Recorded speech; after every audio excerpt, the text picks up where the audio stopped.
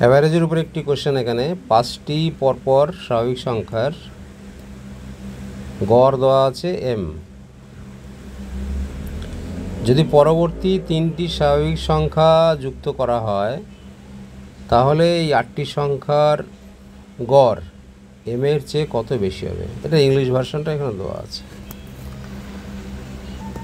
Option দেওয়া আছে 4টি, A B C 4টি অপশান দেওয়া আছে।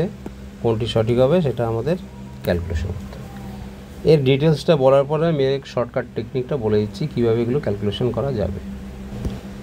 তো এখানে পরপর 5টি সংখ্যা মানে আমরা যে কোনো 5টি সংখ্যা নিয়ে ক্যালকুলেশন করতে পারি। যেহেতু এগুলো MCQ প্যাটার্ন কোশ্চেন, আমি ধরে নেব প্রথম 5টি সংখ্যা 1 2 3 4 5।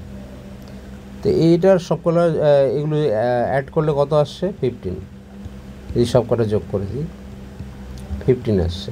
এই 5টি সংখ্যার অ্যাভারেজ কত আসবে 15 ডিভাইডেড বাই 5 3। তাহলে অ্যাজ পার কোয়েশ্চেন এখানে m এর ভ্যালু 3। কোনো নির্দিষ্ট সংখ্যা বলেনি, তো পরীক্ষায় দ্রুত ক্যালকুলেশন করার জন্য এইভাবে প্রথম 5টি সংখ্যা আমি ধরে নিলাম। তাহলে m এর ভ্যালু 3। তো এর নেক্সট পরবর্তী 3টি সংখ্যা কী কী আছে আফটার 5, কী কী সংখ্যা আসবে 6 7 8। তো স্বাভাবিক প্রথম 8টি সংখ্যার যোগফল আমরা জানি 8 × 9 ডিভাইডেড বাই 2 36। ডাইরেক্ট ক্যালকুলেশন করতে পারি। তাহলে প্রথম 8টি সংখ্যার অ্যাভারেজ কত আসবে, একে 8 দিয়ে ডিভাইড করব, 8 দিয়ে ডিভাইড করলে 4.5 আসবে।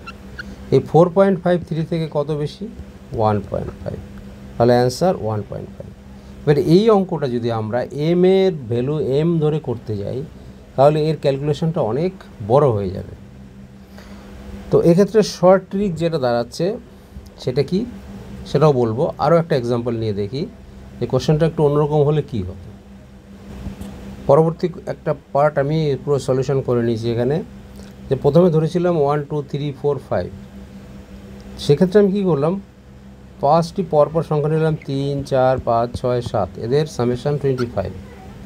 তাহলে তাদের অ্যাভারেজ কত আসবে ডিভাইডেড বাই 5। তো এই 7-এর পরে নেক্সট 3টে কনজিকিউটিভ বা পরপর স্বাভাবিক সংখ্যা হচ্ছে 8 9 10, এদের সামেশন কত 27। তাহলে 3 থেকে শুরু করে 10 অবধি মোট 8টা সংখ্যা, তাদের সাম করলে কত আসবে সমষ্টি করলে 52 আসবে। তাহলে এই 8টি সংখ্যার গড় কত 52কে 8 দিয়ে ডিভাইড করলে 6.5 হয়। তাহলে m এর ভ্যালু এখানে কত এসেছে 5। পরে 8টি সংখ্যার অ্যাভারেজ কত এসেছে 6.5। তাহলে 6.5 মাইনাস 5 1.5, সেম একই রেজাল্ট। তাহলে পরীক্ষায় এই ধরনের অঙ্ক সলভ করার জন্য প্রথমে যেটা করে নিতে হবে m এর কোনো নির্দিষ্ট ভ্যালু এখানে বলে দেওয়া নেই। ওকে, ফরগেট m কে ভুলে যাও। তাহলে প্রথম 5টি সংখ্যা 1 2 3 4 5 ধরে ক্যালকুলেশন করব। ওকে, ক্যালকুলেশন করলেই আমরা পেয়ে যাব 1.5।